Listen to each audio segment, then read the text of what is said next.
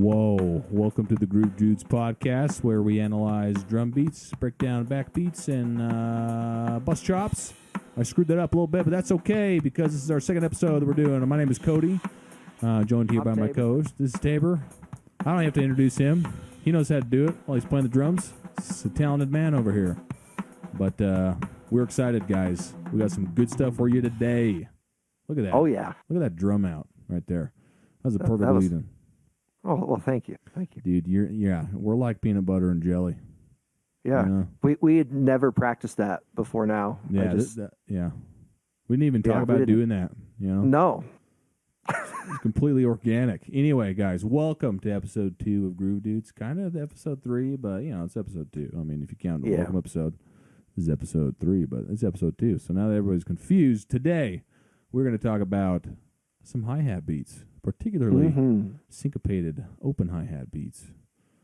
So if you're working on a song right now, or you're trying to look for some ideas with how can we crack open that hi-hat a little bit more on the verses, maybe in the chorus. I don't know. I'm not your dad. You can do whatever you want, but so a lot of ways to use the hi-hat. Obviously, probably honestly, the most versatile part of a drum kit. Period. Is that fair to say? I think so. That and the snare. Yeah, but that and the this snare. episode's not about the snare, so I might even argue. And the snare it's like the lead singer of the kit, obviously. But yeah, I think you can do more with a hi-hat. You know what I'm saying? Okay. So I think so, because you got the left foot. Yeah. You got closed. You got open. Well, you got I don't know if I could do it on my kit where I can't hear my kit. So yeah. There's a little. The splash. We have electric kits, so forgive us on that. But you get to sing a little bit when you tap it, or when you play with the bead or the shoulder. You know what I mean? There's just so many different ways to do it. Which you could do on the snare. Okay, all right, whatever. You're right. We'll get there. Okay, just hang around for a while. You'll get to that episode. So anyway, sorry. Tabor, no, not you, dude. I'm criticizing our listeners. So you're fine. Oh, yeah. Okay. Yeah. Then I'm on board with that. yeah, that's fair. So, all right. So Tabor's going to kick us off here, my dude. What are you playing today?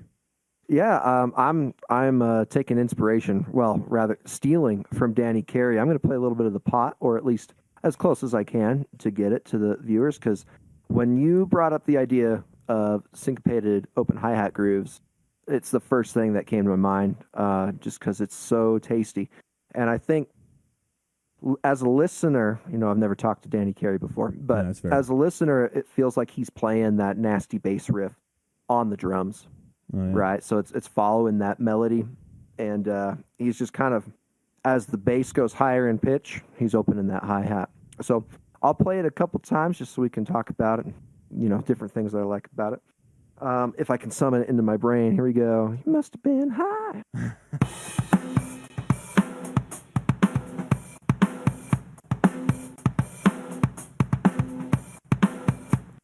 And he does different variations throughout the song, but that's the gist of it there. I'll slow it down a little bit.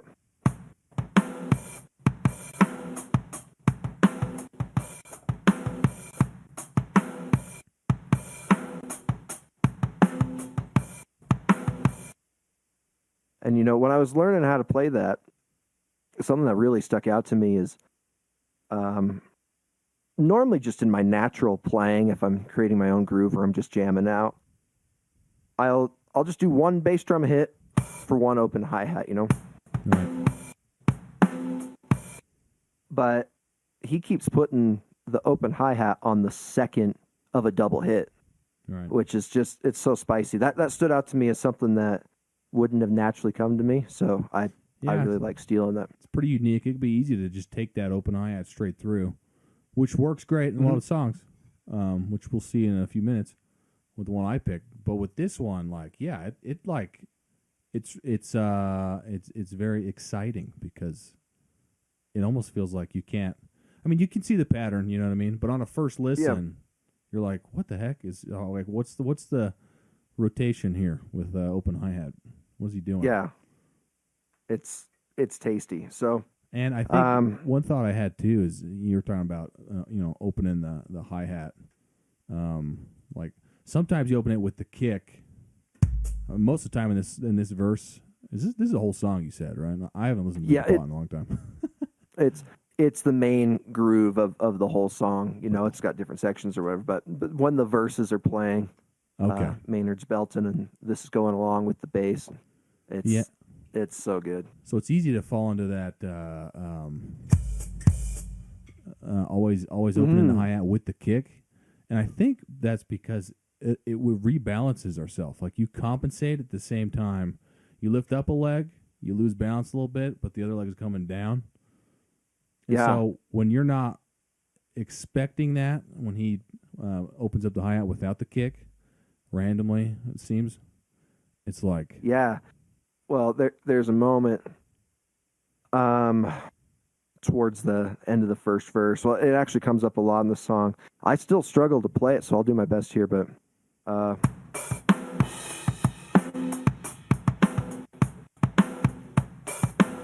that moment right there goes against every fiber of my being.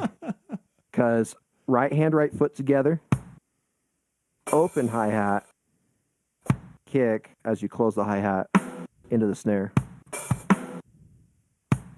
Ah. Oh, yeah, see? Yeah, see, my right foot is married to that. Yeah. It's just, and it's made more difficult because as you're learning the song, almost every other hi-hat open is married to that right foot. Right. So all of a sudden when it's not, it's like, oh, man. Yeah. Throws you off. But I think that's also what makes it so good. Oh, yeah, dude. Yeah, it's one of those things you think, so Danny Carey, right? Way good drummer. When I listen to a drum beat, I'm usually like, what is the grounding part of the drum beat, right? Is it the hi-hat? Is that the most consistent thing? Is the hi-hat? Is it the kick drum? Is it the snare? You know, maybe we'll play drum beats and we're like, okay, so I'm going to loop the kick pattern and we'll loop the snare with the ghost notes. But the hi-hat is what we kind of change up and we play with, you know what I mean? Yeah. Or with some snare. What's the most grounding? I've never thought of it before. Well, yeah, so the reason that's a problem right now is because Danny Carey doesn't give you a lot of that, dude. No. Like, he's all over the place. This is one of the very rare occasions he plays a straight 4/4 groove. This is the most grounding. I mean, if you listen to all the Tom stuff he does. Oh, yeah. It's like not grounding at all. I mean, it's all different. But it's perfect for the song. Yeah. So it's cool stuff. Yeah. Is that when you want to learn a song, just maybe you don't have the music or whatever, you haven't transcribed it, and you just want to just listen to it. I sometimes take a top-down approach or a bottom-up approach. Like I'll figure out the kick first, and then where the snare's going, or in any order. Do you start with what you feel is the most grounded, like the pattern that's going to repeat? Yeah. The most, and then build out from there. Okay. Yep, that's usually what I do. So you know, if it's gent beats, which guys, if you don't know what that is, it's friggin' weird. But it's really good. It's like, okay, I'm gonna grab. Well, okay, I mean, I guess choose your poison. Gent is crazy. It's all about displacement. So, switching things up. Usually, though, it's not the kick, and in a lot of rock music, it is the kick, right? Yeah. So yeah, I think that's cool. And I'm glad you bring that up because if you sit down to learn one of these songs or play along with songs with these kind of beats, that's a good approach, right? Like take the time, see what's the most grounded, what's the most repeated pattern, get comfortable with the hi-hat alone, then move on to the snare, and then move on to the kick. You know, whatever's progressively getting harder, but isolation, very important when you're learning drums and learning drum parts. Isolating those parts so you know what's going on and they're not too confusing when they all get together and keeping track of all that. So that's great advice. Yeah. Sick. Any last thoughts on the pot, my dude? Just everyone should go listen to it a million times and Tool's entire catalog because it's we narrow it down for you. All of it. Undertow and then. So this one specifically, like Tabor said, this is like the whole song. So you just turn the song on, you're going to find the beat. Okay? Yep. So there you go. Yeah, no timestamp needed because you'll hear it all over. Yeah. All right, cool. You know, we should do here. We need to drum this part in somehow. Oh yeah. So I'll just do it. Hey, a transitionary drum. Yeah, I was fill. like a little. Yeah, let us know if you guys had a real fun time with that because I was having fun. All right, so my drum beat is yeah. Every episode's gonna have the obligatory. Yeah. So my drum beat is an Alter Bridge drum beat, and I was just telling Tabor before this episode. Scott Phillips, drummer for Alter Bridge, is my spirit animal. So any Alter Bridge song out there, like, I can play it because me and that guy have the same approach to how we play the drums. And the reason I have that approach is because of him. I played so much of their music on the drums.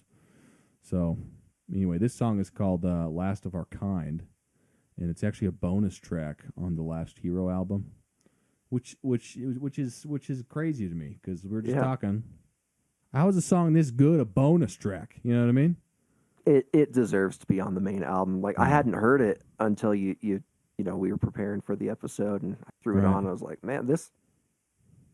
I would have added this to the whole album. Like this is great. It slaps. Heavy. Maybe that's part of the fun. Is it's a surprise, you know. But yeah. So this one on the verses, verse 1 and verse 2, he's got an open hi-hat beat. So syncopated, but he's got 3 hi-hat hits going into each open hi-hat. So that's kind of a sound. And then so the hi-hat and the snare very grounded. Nothing crazy with the hi-hat and the snare. And the kick is probably the most weird thing. He's got some cool stuff he does with the kick. But it's a little more easy to follow than Tool, you know, because Danny Carey, you know, he likes math, I guess. So anyway, let me play it for you real quick.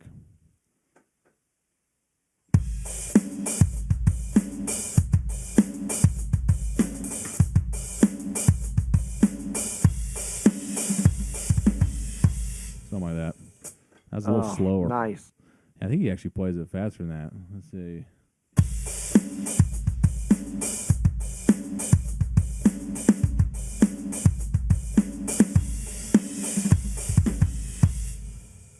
So, anyway. So clean, Cody. Thanks, dude. Yeah, I love that beat because, you know, it kind of takes a lot of elements of. So I love the Mueller stroke, right, on the hi-hat. You got the accent, downbeats, and then in between each 8th note, you've got a little quiet 16th note there, right? Yeah. So when you've got the triples on the hi-hat, your wrist, your whole arm you follow that same kind of pattern where you know, when you do Mueller stroke, it's like a gear turning, right? You're doing one swing, but you're playing 2 notes. So same idea, right? You're doing one swing with your arm, but you're playing 3 notes into this open hi-hat. And so, I just love all the things you can do with Mueller stroke and how it kind of ties into this triple here. Yeah. But I mean, you look at, so if I were to isolate this, right, yeah. So if I were to isolate this just like we talked about, I mean, you listen to the hi-hat and the snare. It's a dance beat. Yeah. Yeah. When I messaged you about this, that's what Tabor said. He's like, I've never heard quite a disco beat in the middle of a chunky groove like that. Harmonic minor heavy distorted guitar song. It was awesome. Yeah. Yeah, exactly. But I think part of what transforms it and makes it work is that kick drum pattern along with it. Because normally with that beat, I don't know if I can play it with the beat, but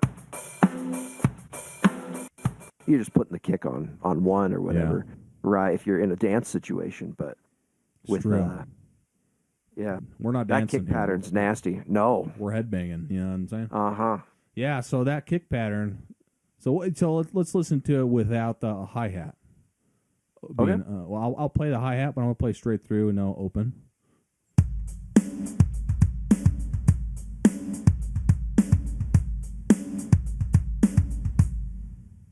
You know, it's not a remarkable kick beat, It's got some nice doubles there. I really like the quieter. You know, when he plays the doubles with the 1 foot, you get the quieter hit right before the louder hit. Yeah, I like that double leading into the 1 on the forehand and right. 1. Dun, dun, dun, dun, dun, right. dun. That, yeah. So that's not a remarkable. It drives it. Yeah, it's not remarkable, right? But you pair it up with the Synco-de hi-hat beat, and it all sounds like awesome.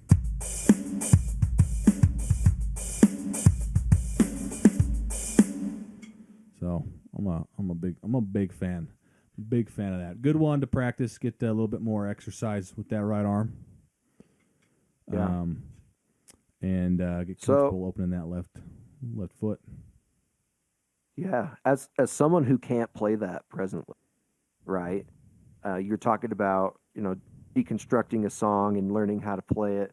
Would you start? Maybe you do a couple listens of the song and you're just,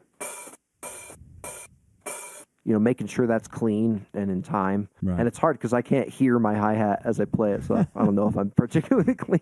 But, getting that stroke down and stuff, and then maybe playing a simplified version of the kick pattern, then adding the snare, and then adding the rest of it, and then before you know it, you're doing it. Is that how you'd build it up? Or?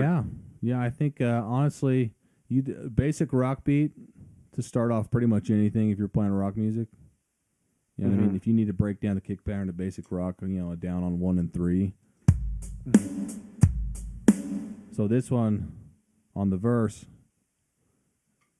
that's a great place to start, and then start opening the hi-hat on 2 and 4 without the triples going into it.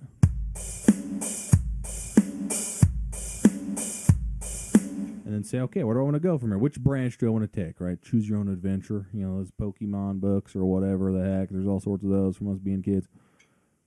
Do you want to go focus the hi-hat, keep the kick simple, get comfortable with those triples? Maybe you want to get that kick beat. Whatever it is, you got to slay one of the beasts, right? Yeah. So that they aren't a distraction as you bring in the next, fight you got to do. So anyway, yeah. Sick. That's great advice. Great advice. I wonder, talking about syncopated hi-hat beats and stuff, and just learning the coordination of all this. One thing I did really recently, I'm just trying to learn a Sleep Token song, is I didn't learn it on the kit. I learned it on the practice pad. Yeah. And so it just became rights and lefts instead of crashes and snares and toms. Yeah. I think that it's something I wanted to add, because when you're, if you just simplify that. Yeah, I mean. To there, and it's a good way to start learning how to groove like that. That's a great point. So if we're breaking out, right, the beast you got to slay when you're learning a drum part. So isolation. We're talking about limb isolation, but what you're kind of talking about could be sticking isolation. And it could be mental isolation, right? So your brain is your fifth limb here when you're playing the drums. You got to make sure that your brain knows what's going on so that you don't have to think too much when you get to the point when, I got to play this drum beat. Is my brain up to speed? Even if your muscles, you've got the chops to play the beat, but mentally you haven't thought through it and you're not comfortable, you don't know what's going on, you could trip over yourself, right? So I think that's a great point. You sit down on a drum pad, don't do the rim shot like I did, but just get comfortable with that. Even on a drum pad, fight the mental fight first, and then go to the limb fight. So sick. That just makes me feel hardcore. You know what I mean? Like we're fighting stuff. With drums. Every song is a dragon. Yeah, that's a proper metaphor. Every song is a dragon. These are our swords, dude. Our sticks are your swords. And then sometimes you come back to a song 4 years later, and you're like, "Oh, the dragon's back. Yeah, it's resurrected." Like, oh, that dragon aged with me. Yeah. All right, guys. Well, let us know what you think of these drum beats. In fact, Tabor, why don't you drum us out while I take us out here? You bet. Yeah. All right. So hopefully you guys had a good time with this episode. We love doing this. Like talking about these beats. Give them a try. Let us know what you think. What's hard for you? What's easy for you? If you have any tips for learning open hi-hat beats, then share them here. Follow us on Facebook or Instagram or YouTube. And when I say or, I mean and. So do all the things. We're at Groove Dudes Pod on all of those platforms. What are we called again, Cody? Oh, yeah, dude. We're the Groove Dudes Podcast. So thanks, Tabor. He's better at this and he's drumming. But anyway, so do all those things. Comment on these videos, on these Facebook pages, social pages and stuff. And share your thoughts, build the community. So anyway, you guys are awesome. Woo. Yeah, have a good week, y'all. Peace. Peace.